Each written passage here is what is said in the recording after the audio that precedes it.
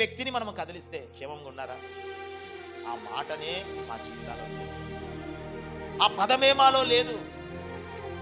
ఎందుకు? అన్నీ ఉన్నాయి కదా, అన్నీ ఉన్నా క్షేమం ప్రశాంతంగా నిద్ర లేదు. అన్నీ ఉన్నాయి, ఎండాకాలం ఏసీ ఉంది, తినడానికి మంచి తిండి ఉంది, అన్నీ ఉన్నాయి, క్షేమము లేదు. అయితే ఈ క్షేమమును నీకు కావాలి అనంటే క్షేమ స్థితిలోనికి నడిపించే దేవుడు ఒకే ఒక దేవుడు ఉన్నాడు, ఆయనే నజరేయుడైన యేసు. ఆమేన్. హల్లెలూయా, హల్లెలూయా. నా దేవుడు మనను క్షేమ స్థితిలోనికి లేవనెత్తుతాడంట.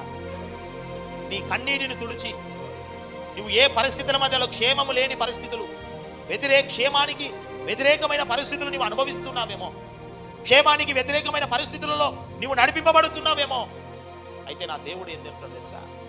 దీనులను, దరిద్రులను, వాళ్ళ కన్నీటిని తుడిచి, వాళ్ళ